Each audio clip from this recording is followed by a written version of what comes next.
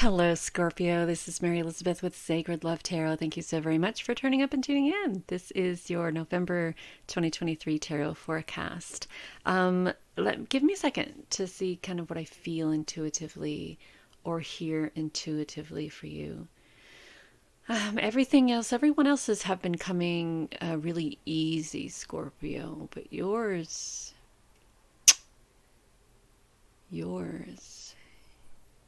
huh? There's not really anything there. I mean, I don't feel like I have this, like there's something to say intuitively, right? I don't feel like there's a message that needs to come across. I think in November, you're just going to be doing your own thing and listening to your own intuition and following your own divine guidance. I don't think there is a part of you that really wants to be told what to do. I think what I feel is that through your life there's been a lot of that. Well, this is what you should do, and this is how you should do it, and this is this, and this is this, and this is this. And now it's almost as if, look, I'm just sick and tired of everybody telling me what to do, so I'm just going to do my own thing, and that is going to be that. So let's see. We have envy. That's funny. Envy, because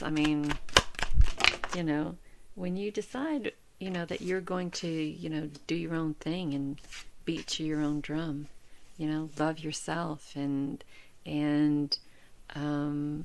there's this feeling of self-love, this feeling of transformation. There's this feeling with women holding cart, of stepping into one's divine femininity and stepping into one's divine sensuality, right?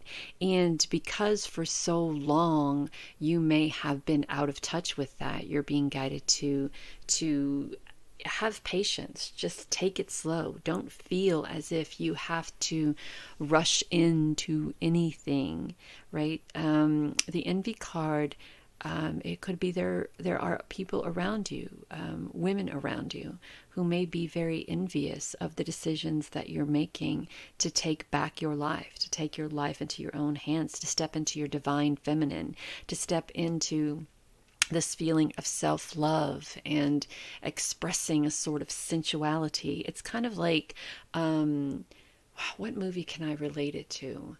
And I see the picture in my head, right? The kids, in the house for so long, and the movie, I don't know the name of it, but the woman has been in the house for so long, and she's been a mother of all these kids, and the last one leaves, and she catches herself during a time of aloneness, and she's standing in front of this mirror, and she recognizes that she isn't that 20 something 30 something anymore, that the hair is turning gray, and she's got a little bit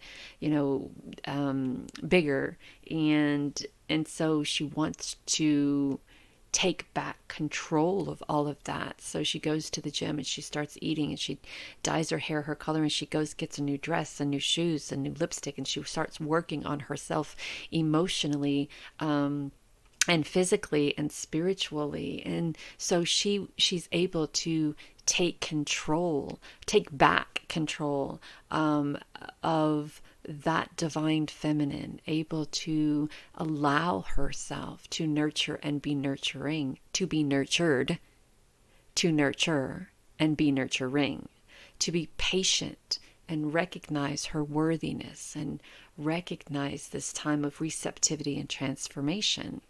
The envy card could, as I said, be people around you who are envious of the courage and the strength you have to do what you're doing.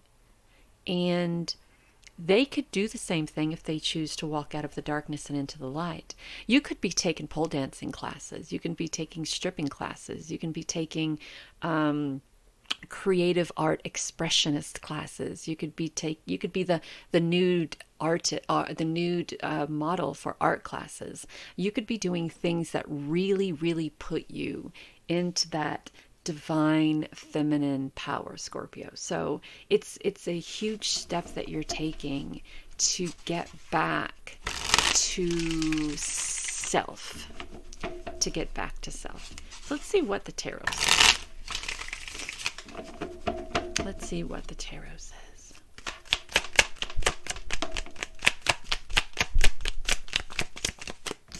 All right, so we have this sense of being brokenhearted, this sense of really expressing our emotions about how we feel about something lost. But the 2 cups on the table and everything that is happening here behind her shows that there is a lesson to be learned from what it is that we've lost. There's something more that we could be doing except other than feeling sorry for ourselves and bemoaning this lost state, right? So if you're feeling unattractive, if you're feeling unappealing, if you're feeling unworthy or undesirable, instead of moping around about it and bitching and carrying on about it, there's something that you could do about it. There are steps that you can take to put yourself back in to that divine goddessness, that divine femininity. So yeah, you're not a victim here, right? You're not a victim here. There are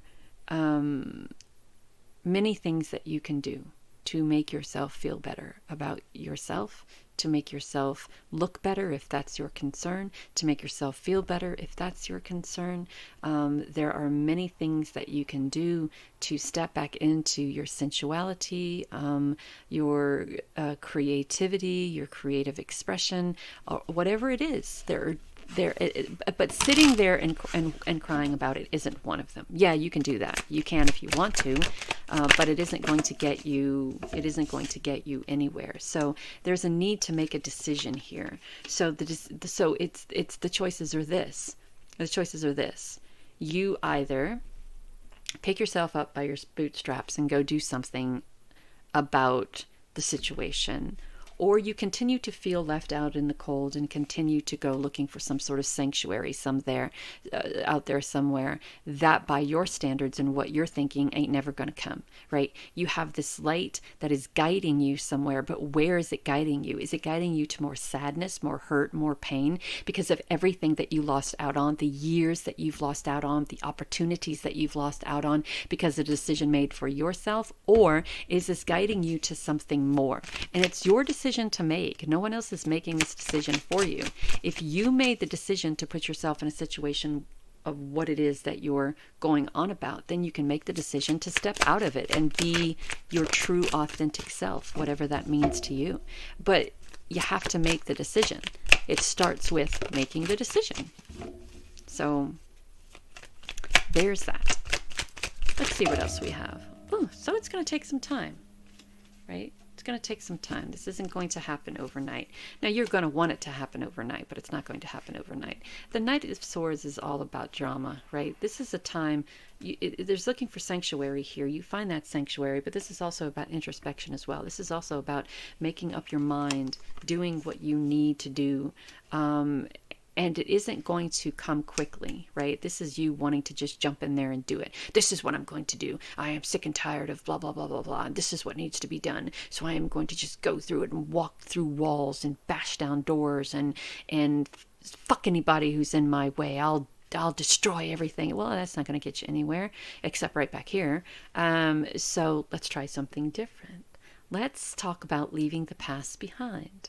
And let's talk about being receptive to the ideas from spirit, being receptive to love, being receptive to peace and passion and opportunity and growth and divine guidance and divine love.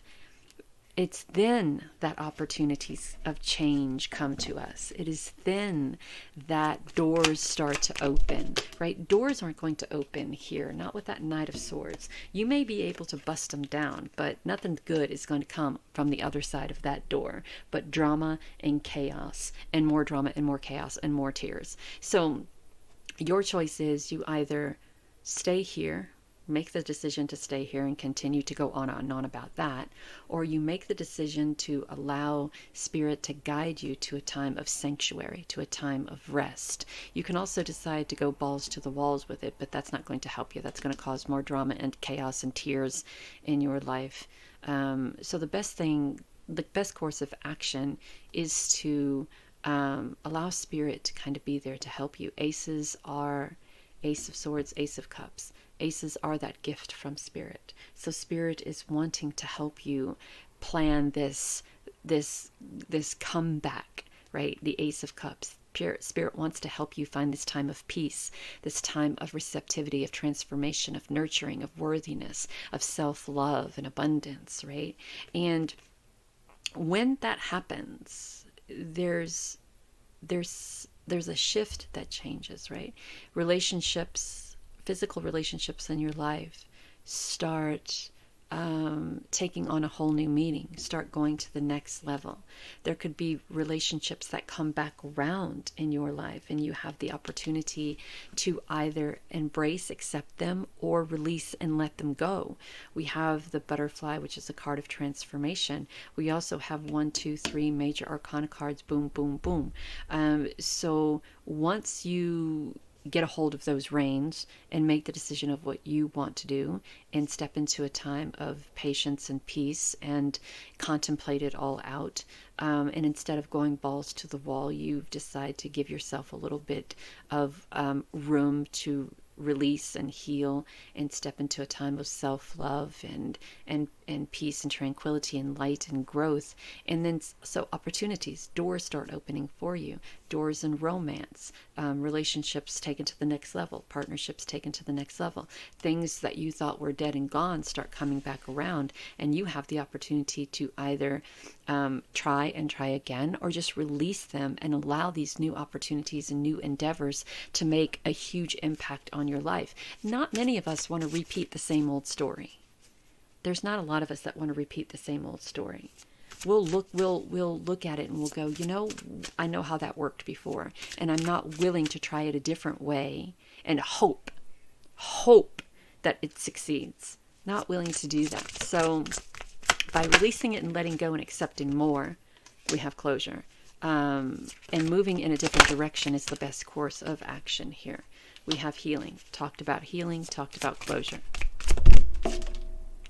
And having the willpower to bring the closure and to start the healing process. One card from the Starseed Oracle, or 2 or 3. We have Ascension. Your soul is evolving to a higher state of consciousness. You are ready for this. We have guidance. You are not alone. You are guided by masters and teachers of the highest realm.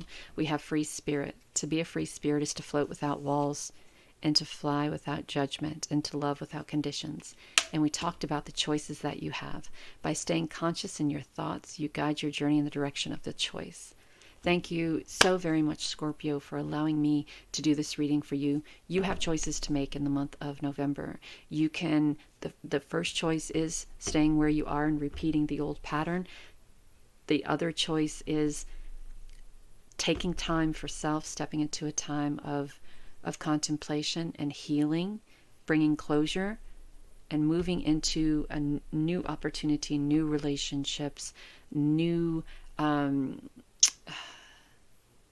thoughts of self, self-love, self-nurturing, self-worthiness, self-awakenedness, self-receptive, being receptive to that, bringing closure and healing, having the willpower to make the right decisions. Nothing ever comes by continuously repeating the same thing, the same thing, the same thing, because all you're going to get out of that same thing is the same results. No one wants the same results. Repeating something isn't necessarily a positive thing. Repetition sometimes is not positive. Sometimes it's a lesson that we constantly have to repeat until we get it right. This is your opportunity to get it right. I hope that helps. Talk soon, Scorpio.